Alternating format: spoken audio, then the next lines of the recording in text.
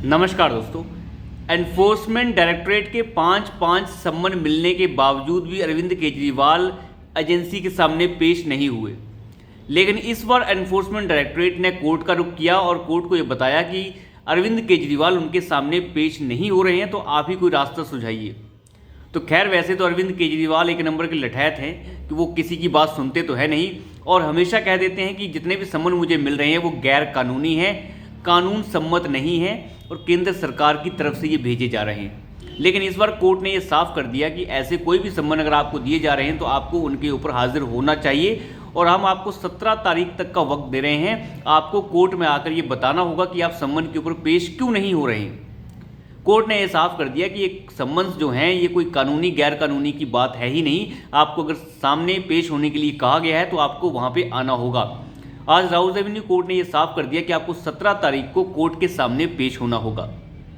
हालांकि फैसला एक लोअर कोर्ट का है और इसे जो है सत्र न्यायालय में दोबारा से चैलेंज किया जा सकता है और अरविंद केजरीवाल की बहुत बड़ी वकीलों की टीम ने यह तय कर लिया है कि इसे हम सत्र न्यायालय में फिर से चैलेंज करेंगे और उसके बाद इसे हाई कोर्ट में लेके चले जाएंगे। आपको याद ही होगा, हमेशा ही अरविंद केजरीवाल पहले सुप्रीम कोर्ट जाते हैं, उसके बाद हाई कोर्ट, लेकिन इस बार जो है लोअर कोर्ट के फैसले को चुनौती देने के लिए वो सुप्रीम कोर्ट नहीं जा रहे हैं। इस बार उन्होंने तय किया है कि वो पहले सत्र न्यायालय जाएंगे, उसके बाद हाई कोर्ट, उसके बाद सुप्रीम कोर्ट। उन्हें पता है कि ब्रह्मास्त्र अगर पहले ही चला देंगे और कहीं अगर वो फेल हो गया तो क्या होगा, क्योंकि हेमंत सोरेन के मामले में जो झारखंड के पूर्व मुख्यमंत्री रह चुके हैं उनके साथ ये पहले ही ब्रह्मास्त्र फेल हो चुका है। उन्होंने भी यही गलती की थी, बार बार ईडी के सम्मन को उन्होंने अनदेखा किया, लेकिन लास्ट में उन्हें फिर जेल जाना पड़ा। तो केजरीवाल इस चीज़ से बचना चाहते हैं, लेकिन मैं नहीं मानता कि वो बचने वाले हैं, क्योंकि जज ने यह साफ किया है कि आपको 17 तारीख तक पेश होना है। ये पेश नहीं होंगे, उसी बीच ईडी दोबारा से सम्मन उन्हें देगी और अगर वो नहीं आते हैं तो उन्हें उठाने की तैयारी पूरी कर ली गई है। सारे सबूत, सारी चीज़ें इकट्ठी कर ली गई हैं। हालांकि आतिशी मार्लेना जो दिल्ली की एक तरीके से इस वक्त गृह मंत्री भी हैं, वो सब कुछ देख रही हैं और दिल्ली से बता रही हैं कि कैसे एनफोर्समेंट डायरेक्टरेट ने 10 जगह पर कल कार्रवाई की, रेड की, लेकिन रेड में कुछ नहीं मिला है, एक भी पैसा रिकवर नहीं हुआ है, केवल ईमेल आईडीज वहां से ली गई हैं और कुछ भी नहीं किया गया। अब मुझे बताइए, उनका कहना है कि कोई सबूत नहीं है एनफोर्समेंट डायरेक्टरेट के साथ। अब अगर सबूत नहीं है तो फिर आपके मनीष सिसोदिया, संजय सिंह जैसों को lower court, high court, supreme court तक से बेल क्यों नहीं मिल रही है? मात्र गवाहियों के आधार के ऊपर ऐसा नहीं होता कि किसी को बेल ना मिले, क्योंकि बेल हर अपराधी का अधिकार है। हर अपराधी को अधिकार है कि वो बेल के लिए अप्लाई कर सके, बार बार अप्लाई कर सके, लेकिन इन्होंने वो सारी हदें पार कर दी हैं, अप्लाई कर करके थक चुके हैं। अब रिव्यू पिटीशन तक डाला गया है सुप्रीम कोर्ट के अंदर।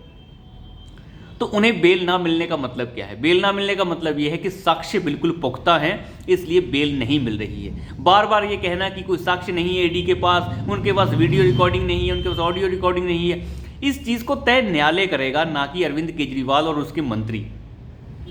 ये अपने आप को खुद ही न्यायालय समझ लेते हैं और कह देते हैं कि मैंने सारे पेपर पढ़ लिए, सब कुछ बढ़िया, कोई दिक्कत नहीं है।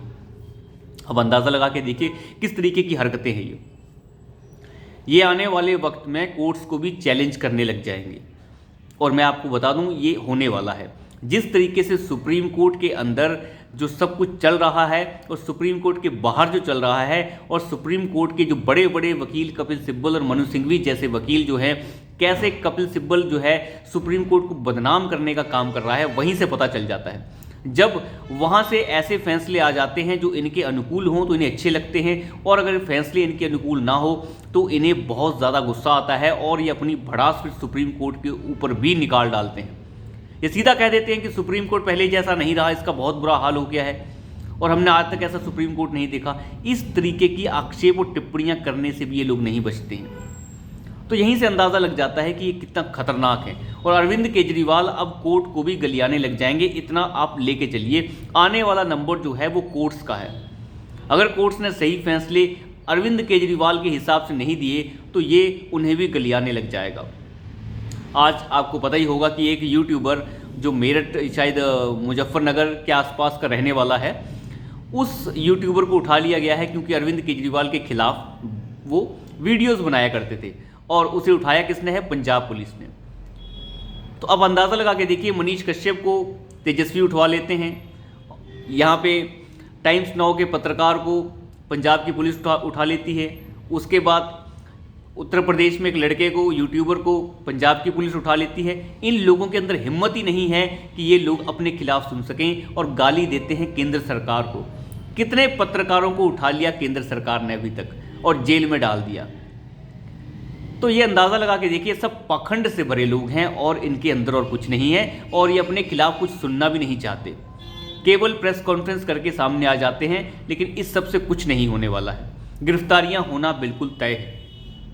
आज आप वीडियो देख सकते हैं कि अभिसार शर्मा कह रहे हैं कि DY चंद्रचूड़ चीफ जस्टिस साहब जो हैं वो जो एक दूसरे के साथ जो है भेदभाव कर रहे हैं। गुरमीत राम रहीम को जो है बेल मिल जाती है, लेकिन मनीष सिसोदिया को नहीं मिलती है, उमर खालिद को नहीं मिलती है। इन हरामियों को ये नहीं पता कि वो बोल क्या रहे हैं। एक आरोपी जो जेल के अंदर बंद है, जिसे सज़ा हो रखी है, गुरमीत राम रहीम, अगर उसे सज़ा हुई है तो उसे बेल मिल सकती है, क्योंकि पैरोल मिल जाता है सज़ा के दौरान। 1 साल की सज़ा काटते हैं, 2 साल की सज़ा काटते हैं, उसका तो पैरोल मिल जाता है, बड़े आराम से मिल जाता है। उसमें सरकार का भी थोड़ा बहुत रोल होता है, साथ ही साथ जो जेल अधिकारी है उनका भी रोल होता है। तो ये एक कानून सम्मत बात है। मनीष सिसोदिया, जिन्हें अभी जेल नहीं हुई है और उनको सज़ा अभी तक नहीं हुई है, वो न्यायिक हिरासत में चल रहे हैं। उन्हें न्यायिक हिरासत में रखना नहीं रखना जो है वो कोर्ट के ऊपर है। अब कोर्ट के ऊपर भी आप सवाल खड़े करने लग जाते हैं। जब आपके हिसाब से फैसले नहीं आते तो आप कोर्ट को भी गलियाने लग जाते हैं। ये नहीं चलेगा। आप गलिया सकते हैं, कोर्ट का जो फैसला उसके ऊपर आप बोल सकते हैं, लेकिन इस तरीके से नहीं। उसका भी एक तरीका है। तो वही सब कुछ वही है, लेकिन बात यह है कि अपने हिसाब से नहीं हो रहा है। और वही हाल अगर आप देख सकते हैं तो अगर अभिसार शर्मा ने साथ में ये भी कहा कि उमर खालिद को बाहर नहीं निकाला जा रहा। उमर खालिद की वकालत करने के लिए कपिल सिब्बल जो है वहाँ पहुँचता ही नहीं है। कई बार उसे वहाँ पहुँचने के लिए कहा गया है वकालत करने के लिए, लेकिन हर बार कपिल सिब्बल अगली डेट लगवा लेता है। जब डेट ही अगली लग जाएगी तो फिर बेल कहाँ से मिलेगी। जस्टिस M बेला त्रिवेदी की जो बेंच हमेशा बैठती है वो हमेशा यही कहती है कि कपिल सिब्बल अगली डेट डलवा लेते हैं। तो फिर इसमें गलती किसकी है? गलती कपिल सिब्बल साहब की है और अभिसार शर्मा की है, जिसे धान गेहूँ का एक्सपर्ट आप कह सकते हैं, जिसे धान गेहूँ में फ़र्क नहीं पता, वो दूसरों को बेल दिलवाने चले हैं। तो जिन्होंने भारत के टुकड़े करने चाहे थे, उमर खालिद जैसों ने, उनके टुकड़े जेल के अंदर ही होते रहेंगे, वो बाहर नहीं आ पाएंगे। तो अभी के लिए इतना ही। धन्यवाद।